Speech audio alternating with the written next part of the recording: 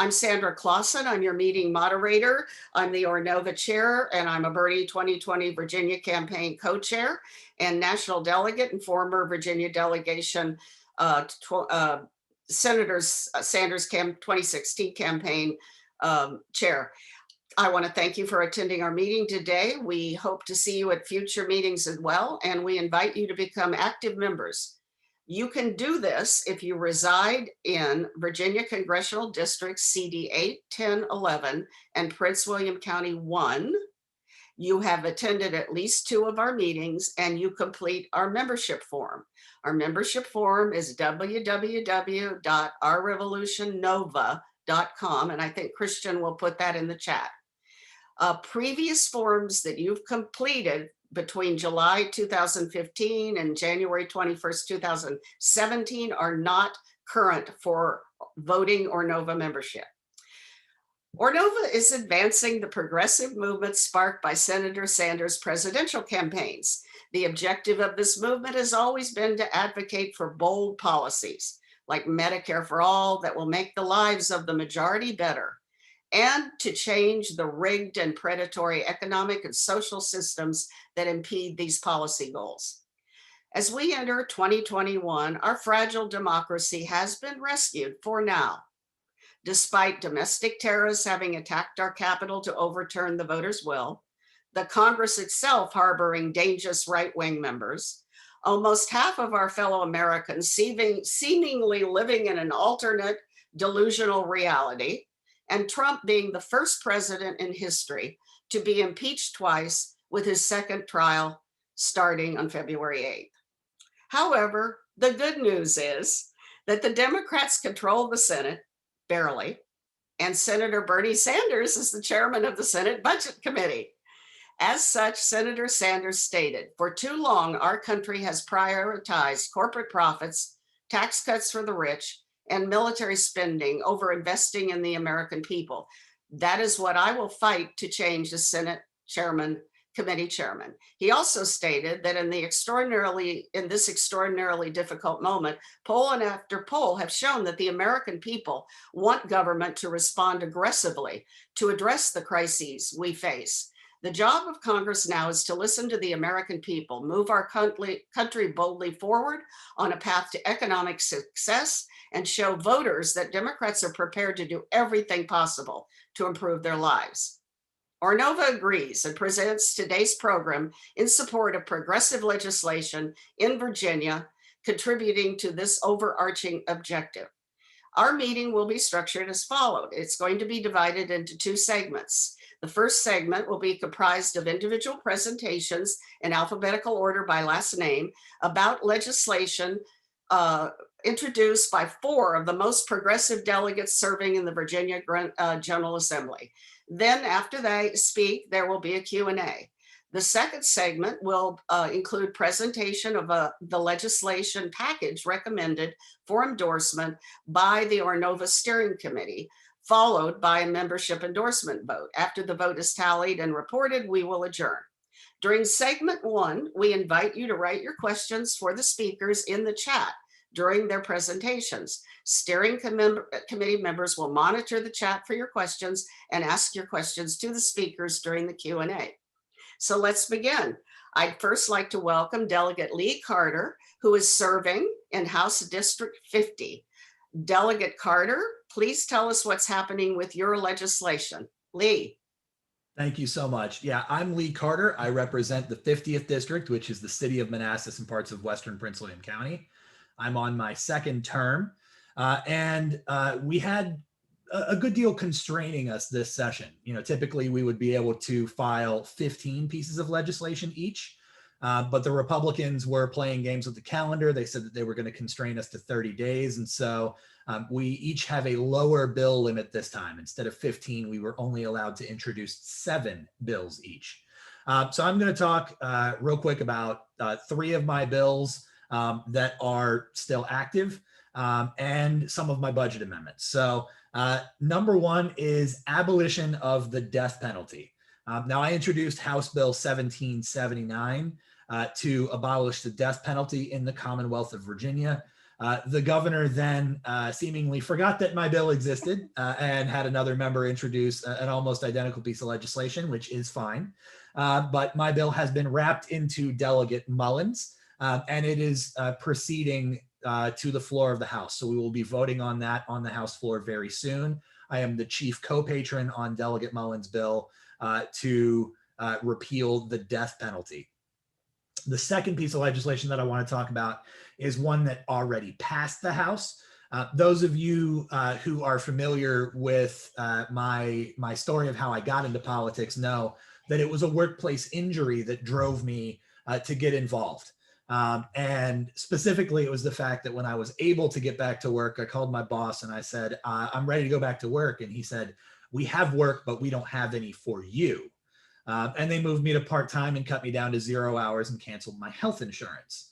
So for all 4 years that I've been in the House, the first bill that I've introduced every year has been to expand the retaliation protections for injured workers who are going through the workers' comp process.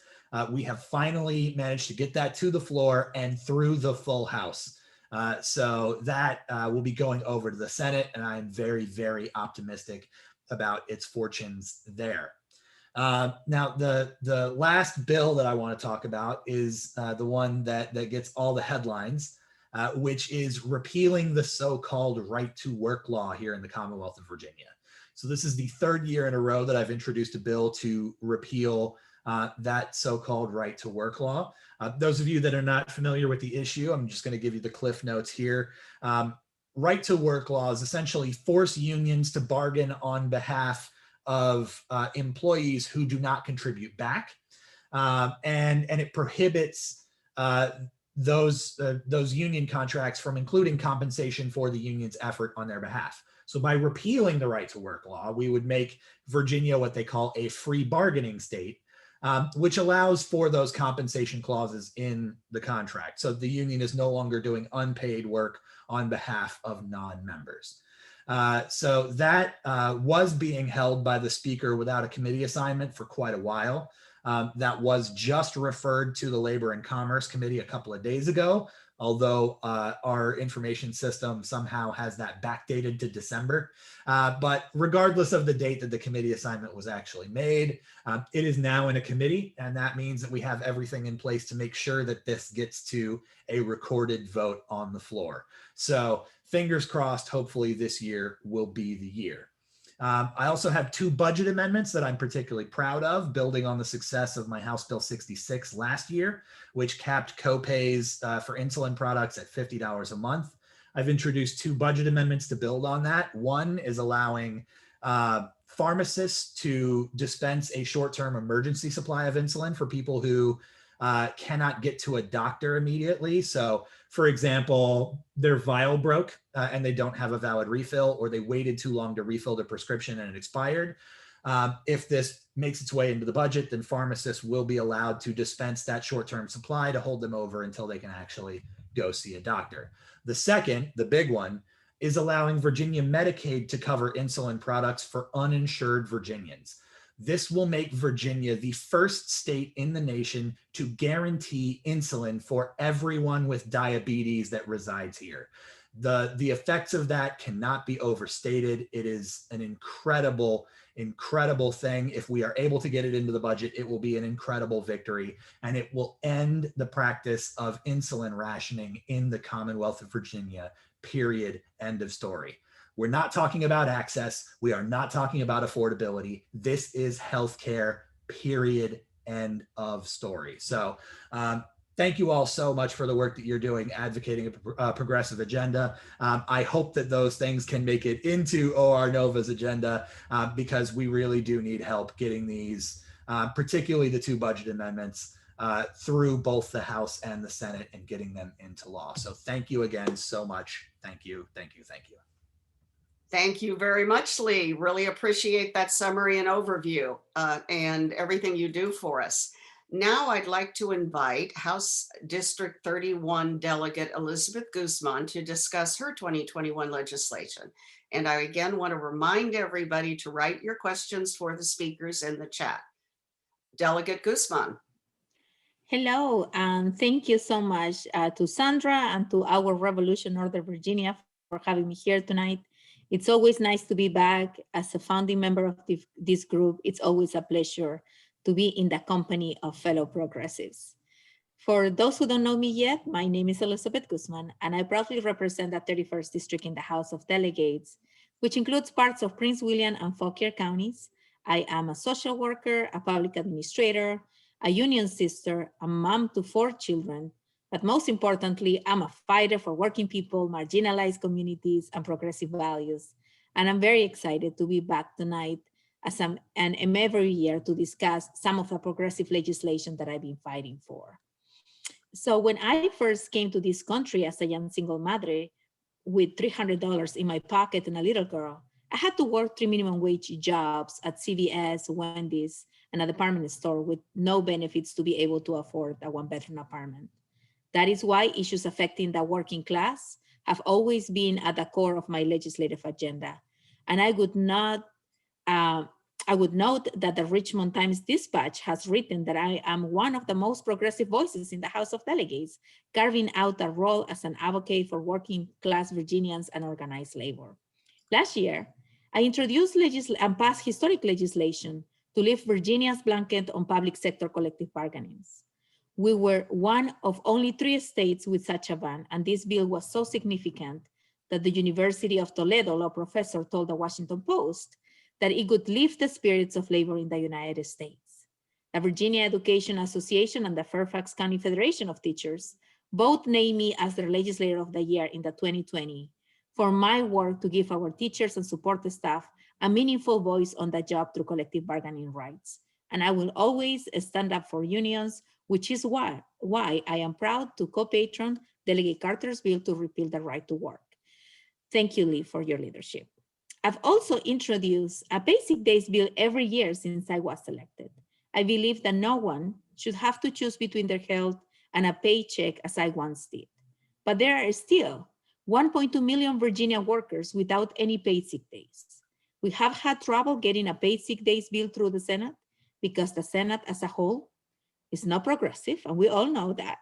So I've narrowed the bill this year to give our essential workers 40 hours of paid sick time a year to increase its chances of passing, and I will keep fighting until no one is left behind. I've also introduced and passed legislation of the House to repeal the minimum wage exemption for farm workers.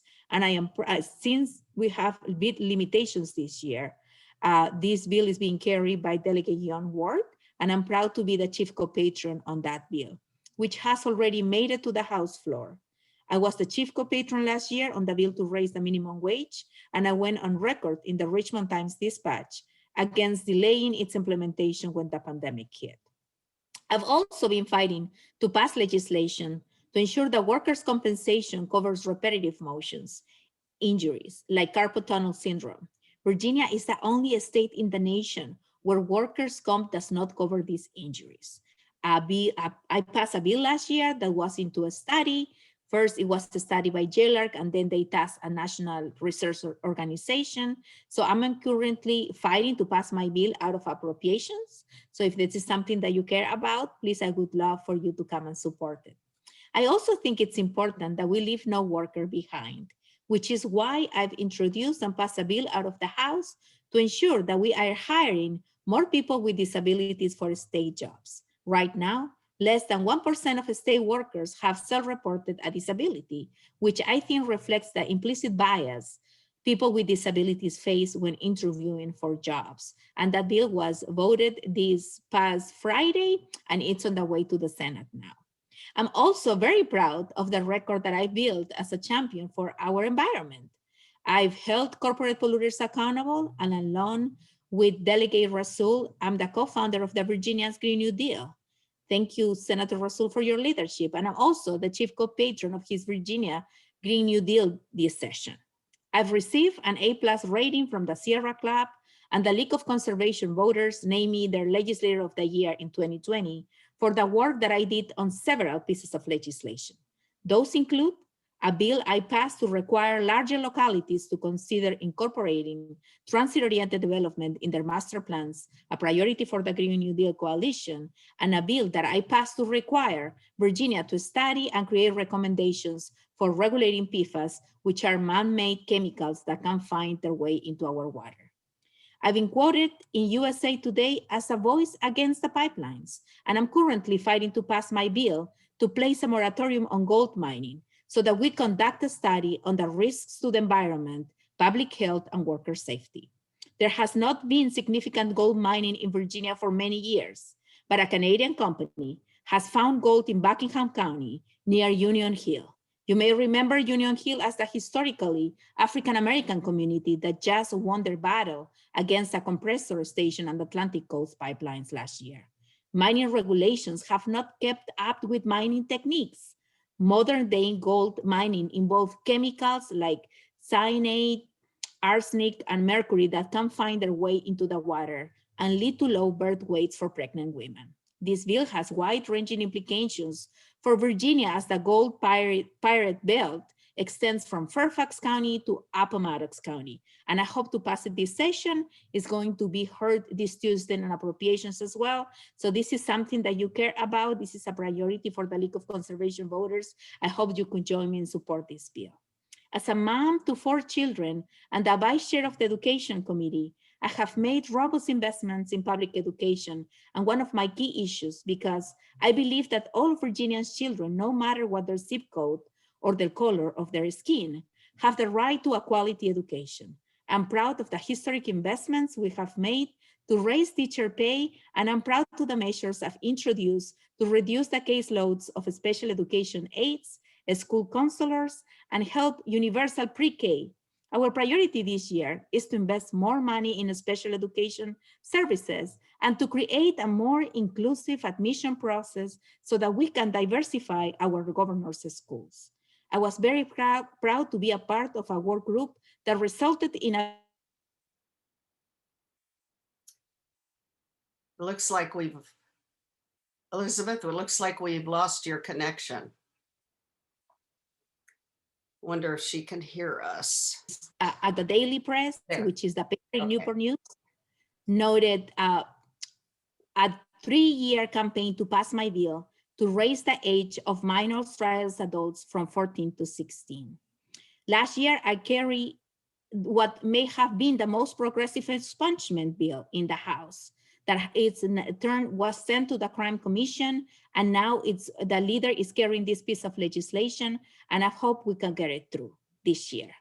There are so many bills that I would like to highlight, but in the interest of time, I'll just share a few more from this session. The House passed my bill that will give non-drivers in the undocumented community the dignity of an ID, which builds on the progress we made last year to grant driving privilege cards to the undocumented community, which is a bill that I helped negotiate last year as a conferee. Many of our essential workers who have kept this country running through the pandemic are undocumented, and an ID sends the message that they are seen and their contributions are valued. I'm also working on a bill to require gun owners who reside with someone who is not legally permitted to own a firearm to keep that weapon safely stored and inaccessible to that person within the home. This bill will help keep guns out of the hands of people who should not have them. And I'm very excited about to talk about another bill that it's about latent diseases. You know, this bill Virginia was one of the 5 states that will not cover latent diseases after diagnosis. So I'm proud to announce that this bill has passed the House and is on its way to the Senate as well. And I have the National Infrastructure Bank, so as declaring a climate emergency in Virginia, that I'm waiting on the Committee of Rules to docket that bill. We're still working behind the scenes to make sure that they could be heard and we can send them to the Senate. So with that, I will wait for questions, and from my office, we will continue to fight to make Virginia a place not only #1 for business, but for workers too. And I'm grateful for the invitation tonight. Thank you. Thank you very much, Delegate Guzman. Our next speaker is Delegate Sam Razul, representing House District 11. Over to you, Delegate Rasool. You need to unmute.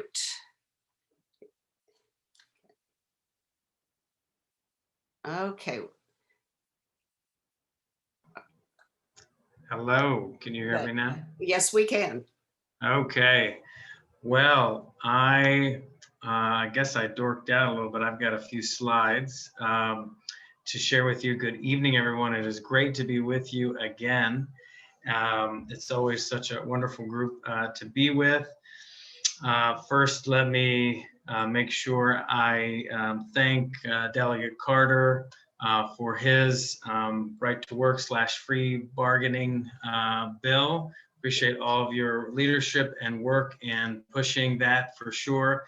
Thank my colleague, Delegate Guzman, on pushing paid sick days and making sure that if you're not going to pass paid sick days during a pandemic, when the heck are you going to pass paid sick days? And so we appreciate the leadership there.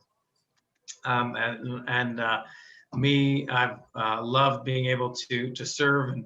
And before Lee and Elizabeth came and were the awesome force that were part of this blue wave, I remember those dark days when we were down at 32. I'm in my 8th session now. And when we were at 32 and 33, it was really tough to get anything done. You were just barking into the wind. And so it's great to be having conversations, not about, should this be done, but, how far should we go in doing more for workers, et cetera. Last year, you all were very supportive as we were pushing forward a number of progressive pieces of legislation, the Green New Deal Act last year, my emotional bill that passed, the Safe Drinking Water Act that passed, the community schools legislation, as well as some other pieces. But just wanted to give you a quick update on a few things that are happening this year. So the Green New Deal Act is up this year, and it has some key changes. You've got the moratorium on fossil fuel infrastructure, getting us to 100% by 2036. It's got a bunch of labor standards, investments in environmental justice communities, a very bold track for energy efficiency, and transition assistance for fossil fuel workers. But it also has, in addition to that, a key provision in there that will help fix some of the terrible accounting manipulation that happens by Dominion Energy. And that's what it all is about, is that accounting manipulation, so that way we can return those billions of dollars that they have stolen from you back to you. We have the Green New Deal Local Food Infrastructure Program, which is meant to be able to think about some of these issues intersectionally. So for example, we're beginning to talk about regenerative agriculture, where we think about how can we sequester carbon, at the same time get healthy local food to you, and trying to uplift our local agriculture community. That bill is moving through the House right now. The release of audiovisual equipment. So right now there isn't a streamlined process when law enforcement has body cam, dash cam footage to say, hey, you must release this information in a timely manner, so that way the public can know what was happening there. And so House Bill 1941, which is passed out of subcommittee and committee and is in appropriations right now, would say that there's going to be a streamlined process across the Commonwealth, that after 15 days, unless there's a really good reason, this video must be released to the public. That way we have transparency and people can push some of the accountability. We had a tragic story 5 years ago of a young man named Keontae Spencer who was killed. And to this day, the family still has not been able to view the raw, unedited footage of what happened in that tragic incident with law enforcement. The Glass-Steagall Act, where we've got the National Infrastructure Bank packed in, trying to memorialize and ask Congress to bring back some of these Glass-Steagall protections that are so critical for all of us, and make those big infrastructure investments as we move forward. Thinking long and hard about what the New Deal did for America. What can we be doing with an infrastructure bank that is a public bank that would be able to make those investments? And then very quickly, just some budget amendments, increasing the threshold for SNAP benefits right now we have a very low income threshold for people to be able to qualify for SNAP benefits in Virginia. We increased it a little bit last year, but we've got a long way to go. So my budget amendment would have us increase that 18% every year for the next 4 or 5 years until we get to a what's a reasonably acceptable threshold, so more people can benefit from these what we call non-general funds, so funds that come from the federal government that we could be investing back into our communities that don't come from Virginia taxpayers directly. We think that this, especially during this time, is a critical piece. Beginning a nursing program down at UVA Wise. Many of you kind of know Wise County down deep Southwest Virginia. Wanting to make sure that we've got equitable access to healthcare education. The Green New Deal budget amendment around a climate action plan. Virginia doesn't have a comprehensive climate action plan. So wanting to make sure that we've got resources there. I mentioned the release of audiovisual recording that takes some dollars, so we'll have to invest there. And then lastly, the transition workers program, especially around the fossil fuel moratorium, which would take place January 1st, 2022 and moving forward. Any workers who are displaced or negatively impacted by such a moratorium, we would want to make sure that we've got a robust program in place to be able to take care of all of our workers in all of it. And of course, we'll be around for questions, and we would like to also welcome a new member of our team who's interacted with some of you all before. His name is Hamid. He was the social media strategist for Bernie Sanders, who just has left the Sanders campaign and come on. He's going to be a great source of contact for all of you as we think through things moving forward. So I'm going to stop my share and looking forward to entertaining your questions shortly. Thank you so much, Sam. Our final speaker today is House District 86 Representative Ibraheem Samira. Please go ahead, Delegate Samira. Hello, everybody. Good evening. Wonderful to see so many familiar faces and to be amongst so many high energy individuals and share with you all the wonderful work that we're doing down virtually in Richmond for you this session. I also wonked out a little bit and made a presentation for you all. So I'm going to do a screen share in a second. Let's see here. Oh, I'm disabled from doing screen share. So somebody just should make me a co-host real quick. That would be yes, great. We tried to make you that first off, and I did. My fault. Okay. There you go. Perfect. Thank you. All right.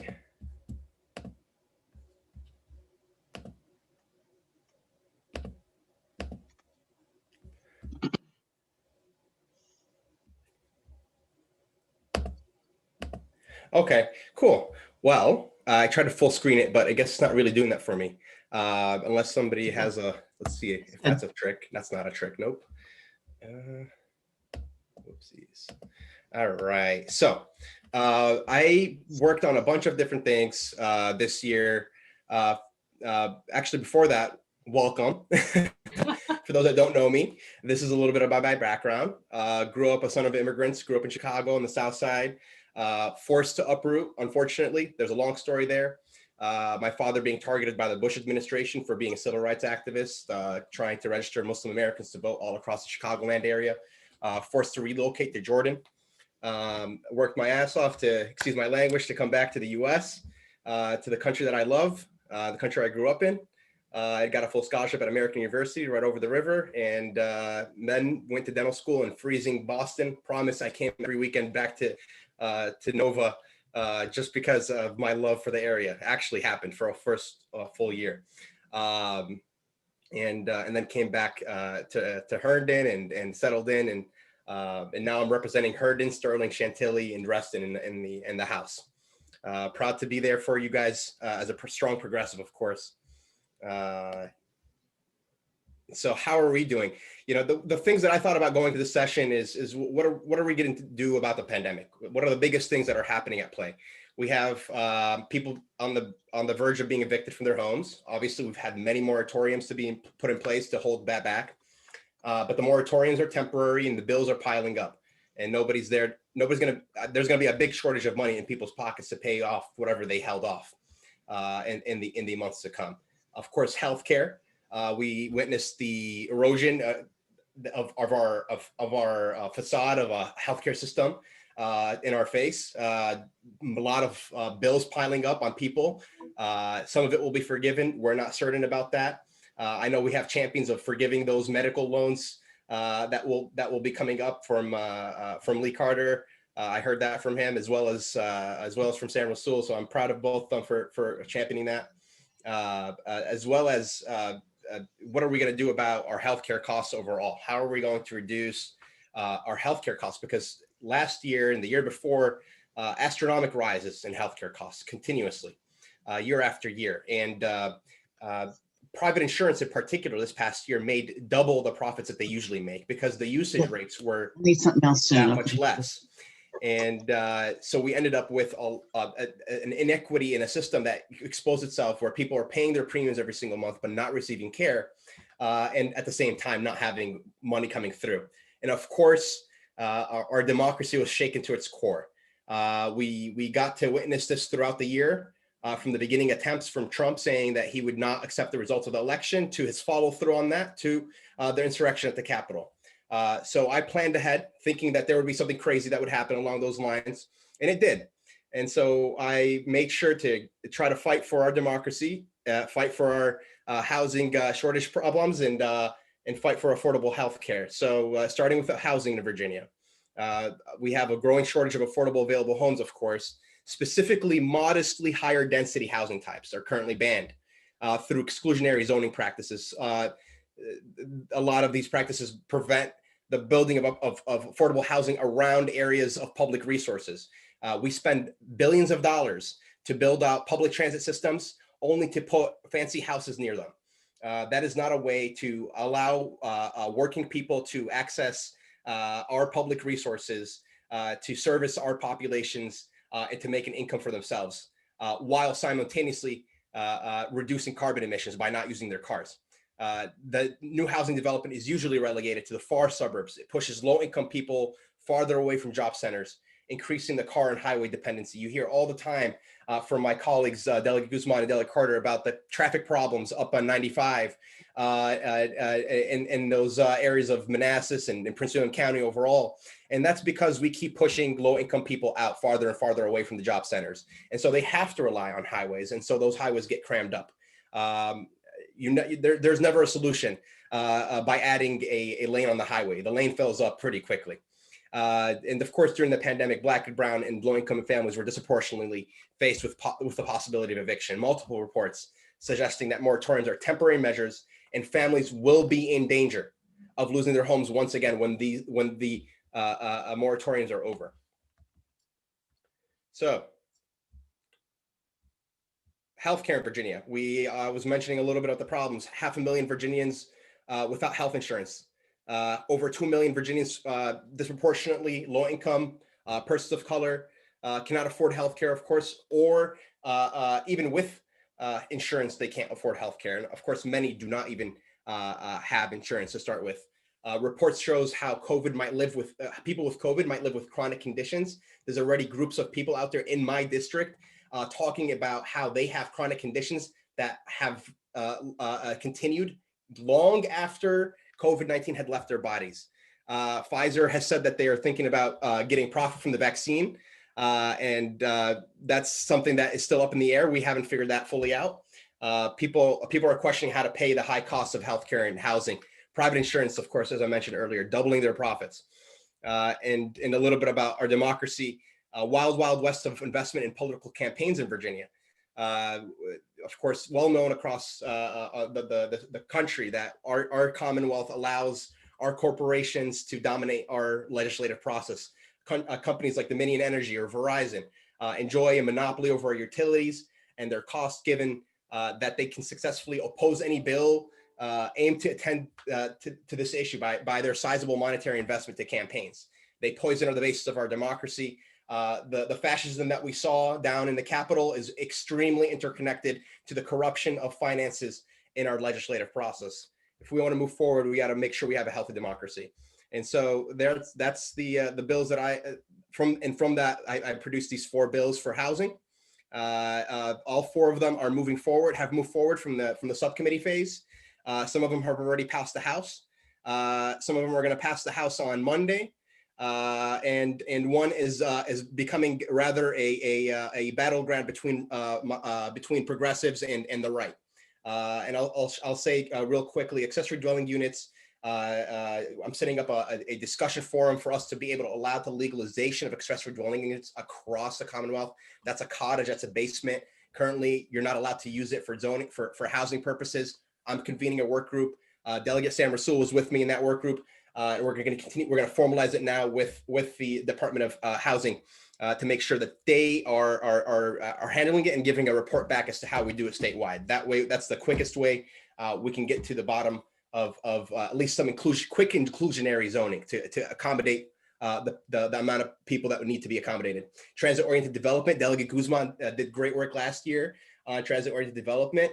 I'm building on that. I'm encouraging the removal of parking requirements encouraging the removal of parking requirements around transit-oriented development. Land banks well, let me get to land banks in a second. Education realtor bill, that's a mischaracterization. It's not about the realtors. It's actually about our schools. And I changed the bill a little bit. Now the bill says advertising of our schools should only be allowed by our school systems and our government systems, not Zillow, not realtors.com, not greatschools.com. And that was a party line vote through and through. It's going to be on the floor, and I'm expecting some debate if you guys are looking for some spiciness on Monday or Tuesday. Land banks is where the contention is right now. Delegate Carter and I were just the other day in committee battling it out. Look, there's developers out there that are greedy, that don't want to allow the public to be able to take land into their possession to protect our affordable housing, to protect against gentrification. They're getting emotional. They're worried about their profit margins. I'm not worried about their profit margins. So we're going to keep fighting on that. It's a rather novel concept. I want to not take too much of your time because I know I'm getting close to the 8 to 10 minutes and I don't want to lose you guys. But the idea here is that land banks are very important for localities to be able to pick up property that is tax derelict, to be able to put it into use for the public rather than allow it to sit there and destroy the property value of an area and cause the cycle of gentrification to start. That's the short. One of my most exciting announcements that I have not really pushed out yet is that we actually got a study for Medicare for All in the system this year. Yeah. It passed the House and it's in the Senate. And I'm not talking about it because I'm not going to celebrate until the Senate puts it into the budget as well, because it still has to pass the Senate. Obviously, I'm praying for everything to work out. There's a lot of back channels that are worked into this. There's $750,000 dedicated to studying a single payer system for the Commonwealth. We get the results of that on October 2022. A little bit of time from now, obviously. I'm proud to have Delegate Guzman, Delegate Carter, Delegate Rasul, all as patrons with me in this fight. And as well as other colleagues who are getting excited about it as well. Of course, this would be done by an independent entity. This would not be done by the state. We do not want the state to give numbers on this particular issue. We know there's a lot of influences in the realm of studies that could be played in. So I made sure to protect it. This was built in with American University. I went with the former Secretary of Health and Human Services, Secretary Burwell, who's the president of American University, my alma mater, and I asked her to design and research, and she guided me to her healthcare economist, and that's why we designed the bill. That's the alma mater of the speaker, of course, so I'm playing in all strings as much as I can to make sure that we can get this bill passed. So I got support, and I'm hopefully going to make sure that it gets through there. We'll come out with recommendations for how we implement a single payer system. So it's not just a bill to study, it's a bill to study and have recommendations. So if there's one bill that I ask you all to focus on with my senators, it's this bill. And I'm calling it universal health care. And again, I have all my progressive colleagues as co-patrons on this, so we can stand together on this one and make sure that it gets into the budget and we can all be proud of it at the end of the day. I've worked to make sure that we have child support in the form of healthcare for kids that are going through our healthcare system. Currently, there's 52,000 kids that are not being insured by Medicaid or FAMUS, and they could be insured by Medicaid and FAMUS. Proud to have also all my progressive colleagues here on the call today, especially the chair of social services, Delegate Guzman, who oversaw this particular bill, and we thank her for passing it out of her subcommittee.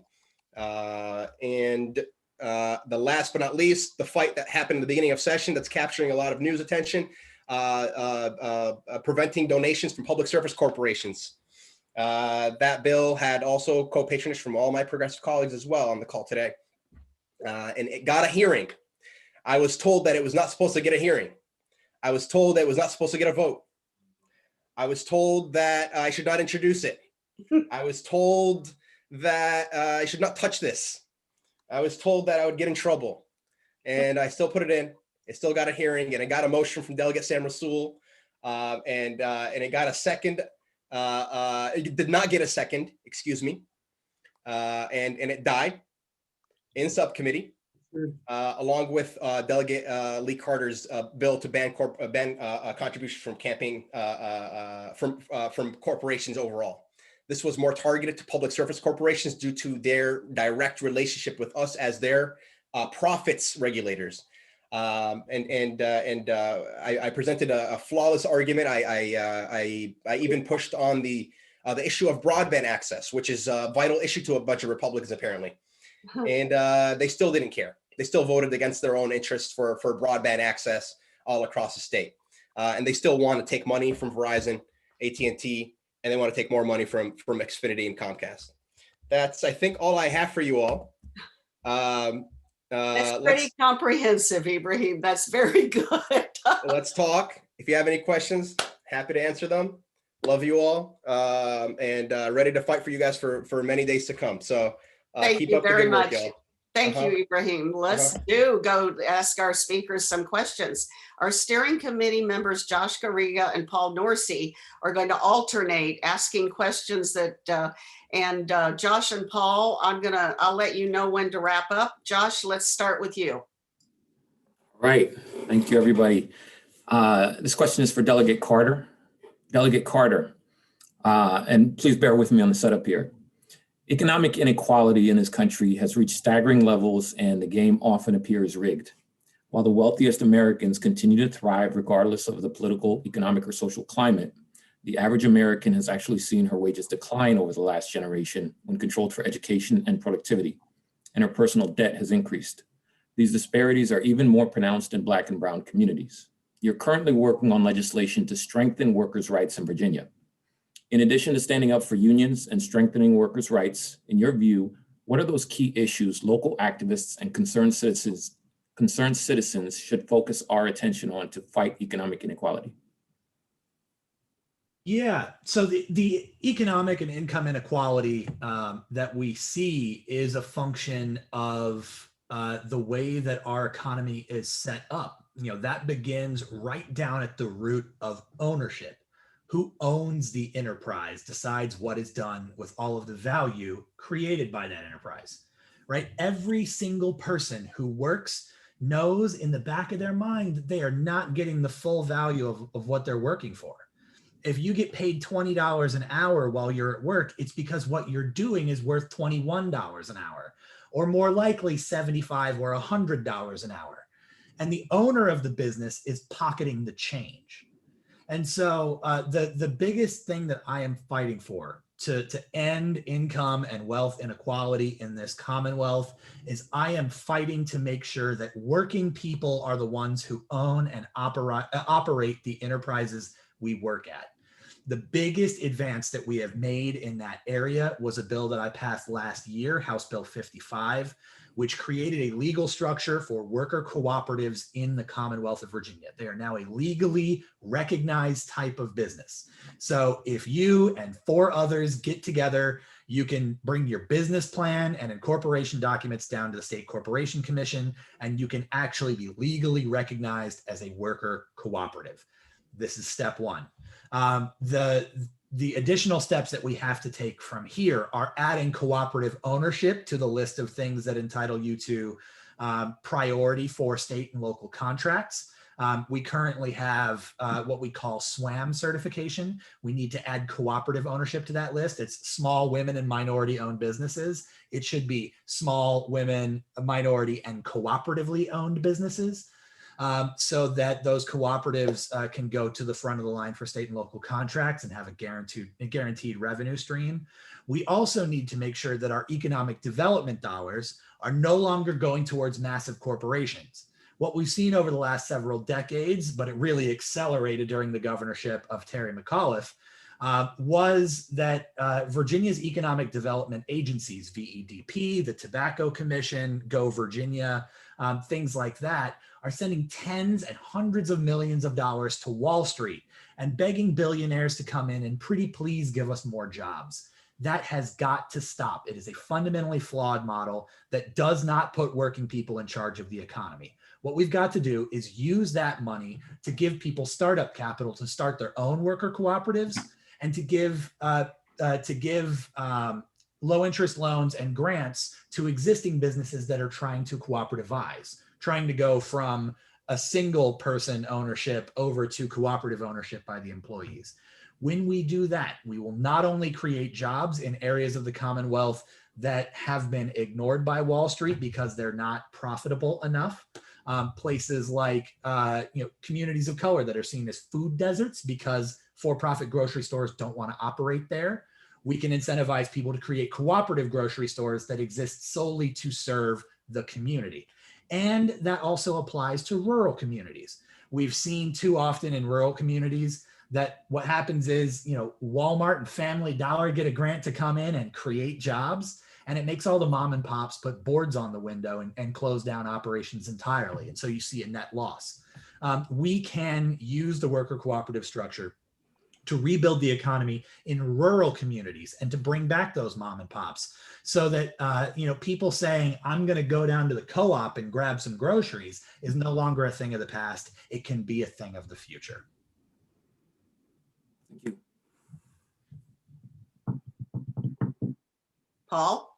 Okay, I have a question here from Aliyah Khan to Delegate Guzman. It says, do you support guaranteed admission from K-12 for all students regardless of immigration status? If yes, what actions have you taken to date to make that happen? Well, thank you for the question, Aliyah. I think that issue, as an immigrant myself, that issue is really personal to me. I just don't want to take credit for laws that have been in place already, but no one in Virginia should be denied admission to public education K-12 regardless of their immigration status. It is the law that people should not be required a social security number or a legal presence in this country. However, we have realized that there are disparities within the services that we have in K-12 education. When we're looking at the pre-kindergarten services or the admission to governor's school, we always see that those students do not reflect the demographics of the places where they are located. Like in Fairfax, in the Mount Vernon area, back in 2010, 2012, you didn't have children of color in Head Start programs.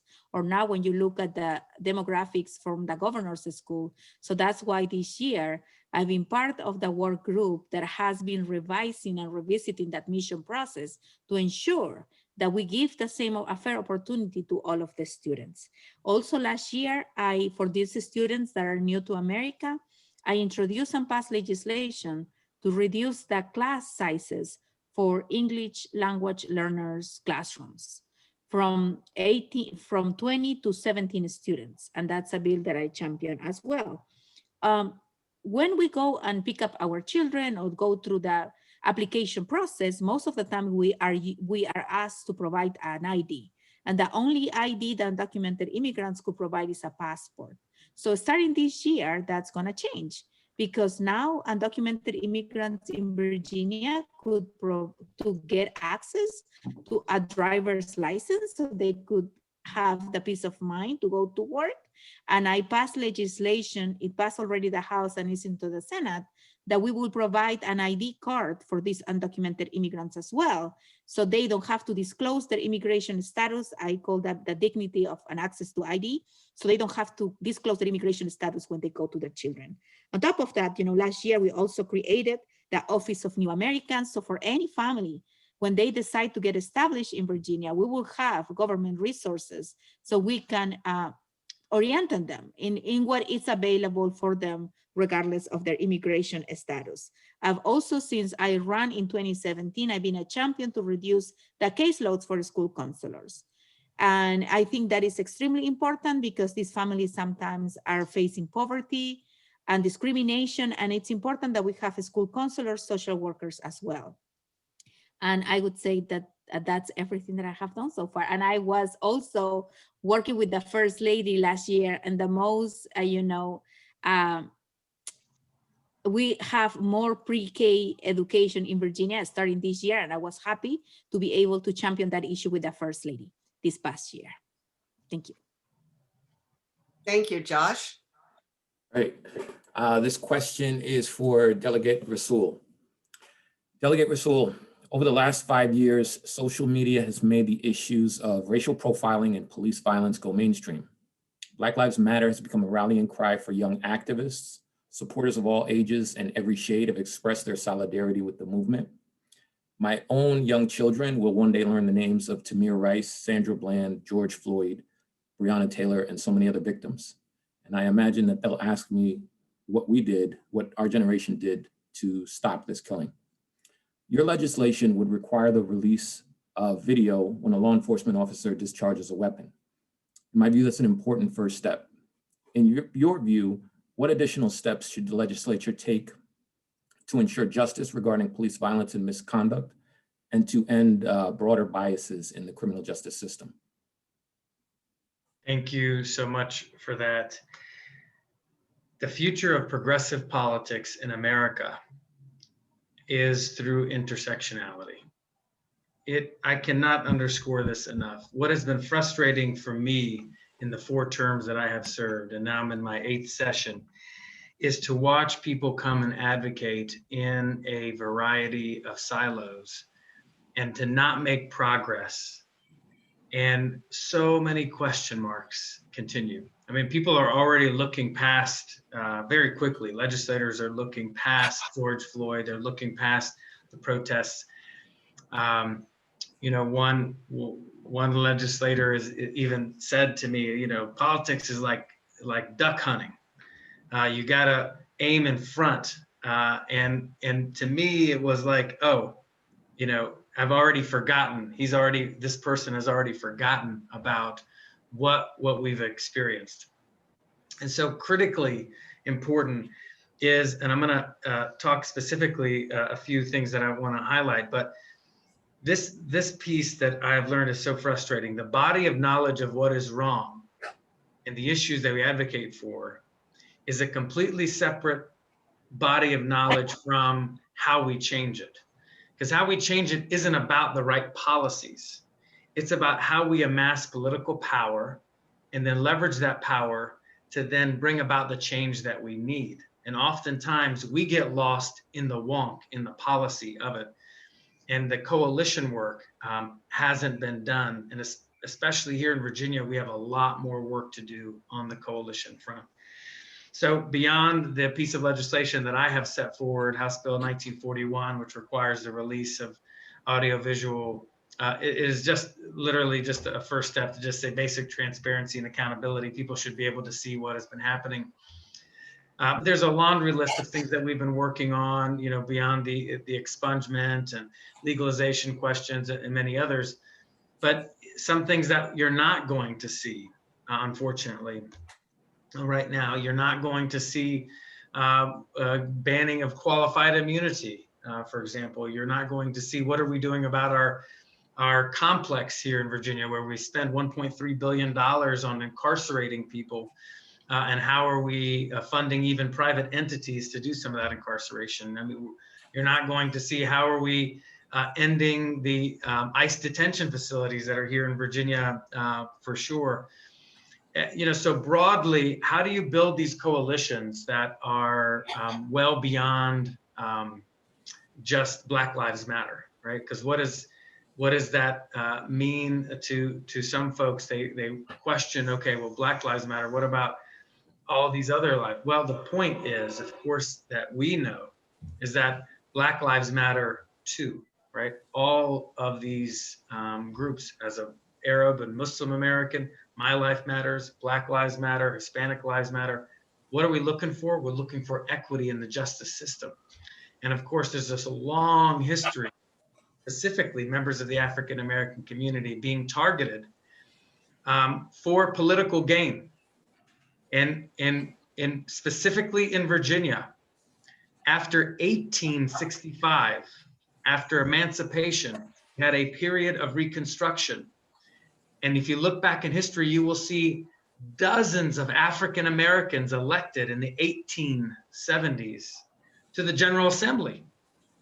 And then what happened? Some rich people decided we are going to bring in Jim Crow laws so we can build a political coalition with, working and middle-class whites and poor whites as well. And to say, we're going to give you this feeling that you are better than people of color. And the Jim Crow laws led into the 1902 Constitution of Virginia, which was one of the most overtly racist constitutions in America at that point. And if you fast forward, the reason why I'm mentioning this is if you go into the 1960s, past the civil rights era, then just a few years later, it happened again. History repeated itself yet again, where we said, okay, we're going to give you these equal rights, but we're going to further empower the Commonwealth attorneys in the justice system. So that way we can make sure that people even feel certain types of people are going to feel better than others. And then we declared with the Reagan era, this war on crime, war on drugs. And that's how we built in this inequity into the current criminal justice system. And it was all deeply rooted in this feeling that we have to make sure that one class, one group of people in America feels better than another. So when we appreciate that history that goes at the very least, of course, to emancipation, but even well before, then we understand the cyclical issues that we face, and we have to address it at its root cause. And in closing, we as Democrats have to grow a freaking backbone. Yes. And have to not give in to this, well, we can't be viewed as weak on crime. We've got to be tough on crime. That is what kills us. And ladies and gentlemen, I would submit to you in 2008, when we had the trifecta at the federal level, we decided, man, we better hone back expectations, and we barely put ourselves out there outside of Obamacare. And what happened in 2010? Now is the time to be bold. Now is the time to step up. Beyond criminal justice reform, beyond making sure that we push for equity, now is the time where we make our case to everyone in America that everybody deserves to be treated well. Thank you so much for your question. Thank you. Thank you. Great. I think it's your turn, Paul. Yep. Thanks. I have a question here from Pamela Donahoe. The question is, I guess it's for Delegate Samira. Are there current land banks in Virginia? I recently learned about community land trusts. How does the category land bank differ from community land trusts? So land banks and land trusts are two different concepts. If I'm going to tell you exactly what the differences are, I would be dishonest, because I have to get my notes in front of me to do that.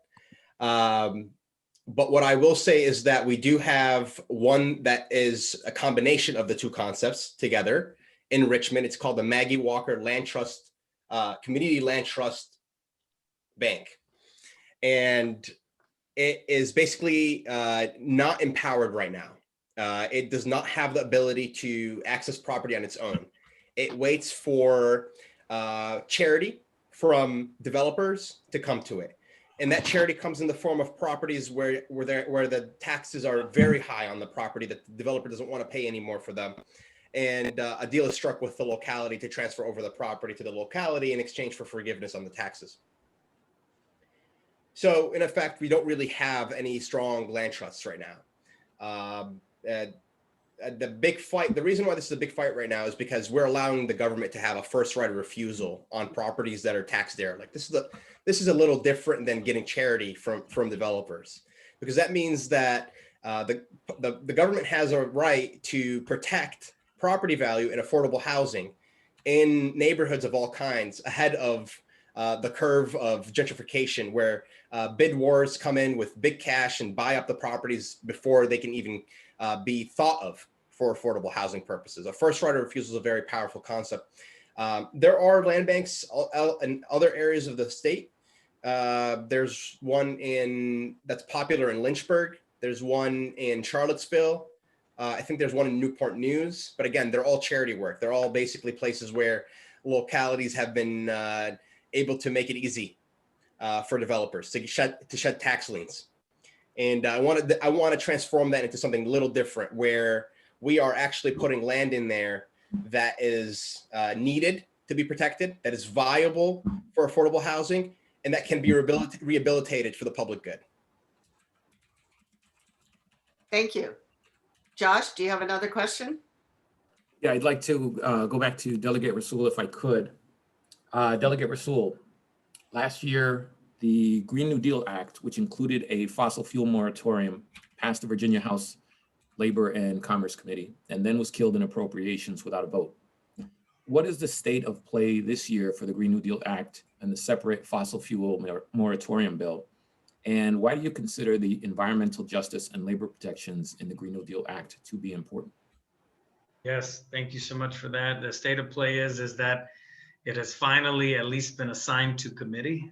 I would say that that's largely because of you all, who have put a lot of pressure on Richmond to say, hey, this needs to be assigned to committee.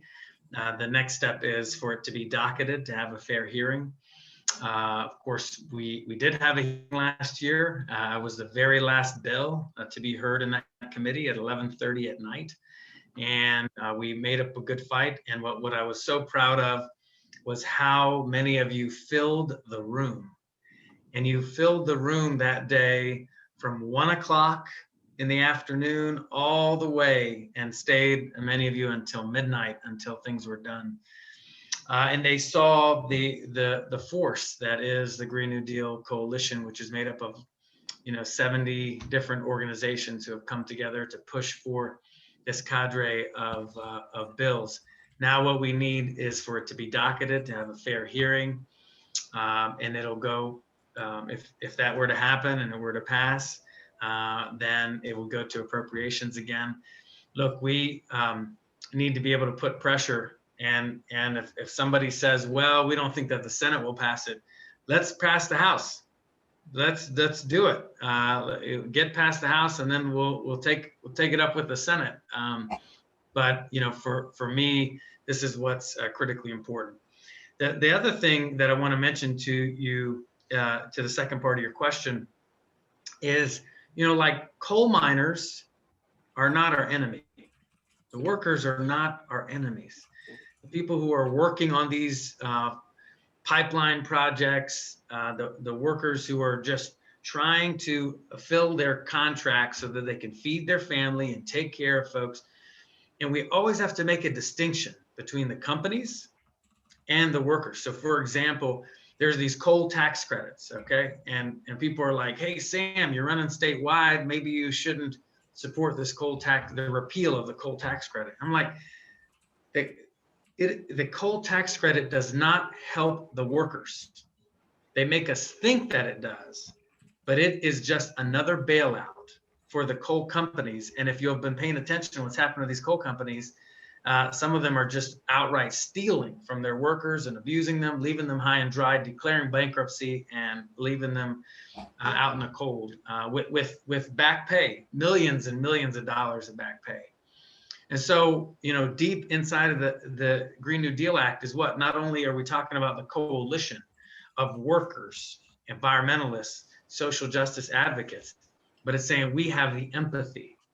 We do care about your well-being, and we're going to put money into making sure that as there's a transition in this Commonwealth, that we're not going to leave any worker behind. And that's why it's so important to me to make sure that we make those proper investments to invest in families who really need us now. Thank you. Paul, do you have a question? Yeah, so I see a question here for any of the delegates. Are there any plans, and this is from Ankur Bhaskar, for any of the delegates, are there any plans to draft or form a bill for at least a trial version of universal basic income in Virginia? Let's start with Elizabeth, then go to Lee, and then go to Ibraheem, and then go back to Sam. Okay, Elizabeth, take it. Well, I would start by saying that there's so much progress to make in Virginia. Number one is starting by getting rid of the exemptions that we have, the current minimum wage compensation system. So I think that we could get there, but before we get there, I would like to include my farm workers in the minimum wage. And I would like for the $15 minimum wage to get here sooner rather than later.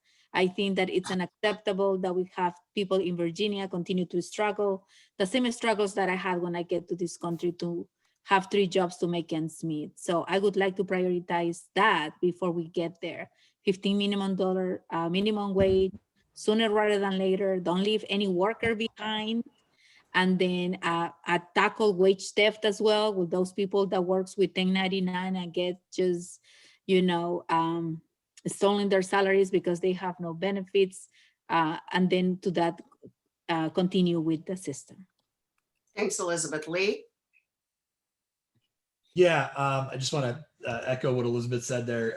We have a lot on our plate dealing with, trying to undo 26 years of Republican rule, and then before that, decades and decades of Dixiecrat rule. And so I think state UBI is not at the forefront of the agenda, although there are similar programs that are of similar scope that are being discussed. So I think that UBI is probably best left to the feds. Although when it comes to universal healthcare, I think that that is an example of something that, although it would be better if the feds did it, Virginia can step forward and do it now. Right. So the example that I use when talking about things that Virginia can do without waiting for the feds, the example that I like to point to is Austria, right? Virginia has about 8.5 million people. Austria also has about 8.5 million people. Our GDP is roughly the same as theirs. Our land mass is pretty close to theirs. And so, population density is roughly the same. And Austria has a universal healthcare system, and we don't. Their universal healthcare system is one of the most expensive in Europe, and it's still 30% cheaper than ours, which is not universal, right? And so there are a lot of things that, while it would be better for the feds to do it, Virginia can step forward and do it first and shame the federal government into action. And the first of those that's on my agenda is universal healthcare. Greatly. Ibrahim? I didn't catch the question. Could you guys repeat that? Yeah, that's okay. Go ahead, Paul. Yeah, it was just, do you see, I'll paraphrase it. What are the opportunities for universal basic income in Virginia? Right. Gosh, I mean, you need a full overhaul of our tax code, first and foremost. We have to balance our budget every year. So first things first, progressive taxation, tax the rich, make sure you get the money in, and then you can start doing universal basic income as an economic policy. We shouldn't be thinking about it as a sort of like a desperate measure. It should be part of a overall package of how we run our economy. Universal basic income has kept oil states afloat for like 30, 40 years now. You know, and I'm not advocating for oil state status in the United States, but what I'm saying is that it can be part of an overall economic policy, but we're just not there yet. We need to collect our money first. Thank you. And Sam, why don't you make the last comment in this question? Then we'll have one more question from Josh after this, and then we'll wrap up the Q&A. Go ahead, Sam. Great. Yeah, thank you so much. You know, so as far as drafting legislation for the 2021 session, that has kind of come and gone. But the larger question of UBI moving forward, I'm a big fan of UBI. I think Delegate Carter had it right that it's best done and easiest done at the federal level for lots of different reasons. And one of them is, I know many of you are fans of MMT, kind of an alternative approach to thinking about economics, the way we have it. You know, so we've traditionally leaned on fiscal and monetary policy, and there are lots of different schools of thought there. And Stephanie from kind of Bernie's policy camp is the really the big sounding board for it. But I will tell you one thing: if you look back at what happened for income inequality between April and September, there was an interesting opinion piece in Bloomberg Opinion about how a huge cut to income inequality happened between April and September. And they were talking about specifically like the bottom 60% of America and how much benefit and how much things improved for them. And of course, we know that that wasn't because of an increase in jobs, of course, because we had massive losses in jobs. It was very interesting. It was because of the unemployment benefits. And so if you think of the unemployment, the weekly unemployment benefits as a proxy for UBI, to me, it was very interesting to see the economic benefits to having a system where we're investing in people on a regular basis, where there is just a basic level of income that people can be relying on. And then how you structure UBI is pretty important. So you wouldn't want UBI in place of other support systems. You'd want it as a supplement to those support systems, because there are actually some conservatives who support UBI, and they support it by cutting all these social systems and only giving a UBI. And to me, that doesn't address the equity issue that we have in society in lots of different ways. Thank you. Thanks. Okay, Josh, let's have our last question. Right, last question. And I think we're short on time, so I will direct this one to Delegate Carter. This is from our friend Stephen Spitz, and Delegate Carter. Stephen says that he listened to you and Delegate Samira and Delegate Rasool testify in the subcommittee on campaign finance, where your bill banning corporate donations and Delegate Samira's bill to ban public service corporation donating. Are you willing to move to amend Delegate Marcus Simon's bill on the floor of the House of Delegates to include one or both of these? There are a number of things that I'm looking at, making some floor moves on, not the least of which is right to work repeal. That is certainly on the list of things that I'm considering making a floor move on. I'd have to look over the exact language of Delegate Simon's bill and the exact language of mine to make sure that they're in the same code sections. Otherwise, it would be very, very easy for the speaker to just say it's not germane and then ignore it like it never happened. So that kind of depends on the exact text of the bills, and I haven't looked at the exact text yet. Okay, thank you very much. First of all, I want to thank all of our speakers on behalf of ORNOVA for so competently and passionately representing your constituents and progressive values in the Virginia General Assembly. I also want to thank our audience for your probing questions, always endeavoring to hold all of our elected officials accountable. So I thank you both, all of you. And I wanted to let her know, I know our speakers are delegates, that we're in session. It's very busy, and you may want to depart and get back to your busy schedules right now. You're welcome to stay for the second segment of our meeting, but you're free to depart as well. And we thank you very much again. Thank you for being here.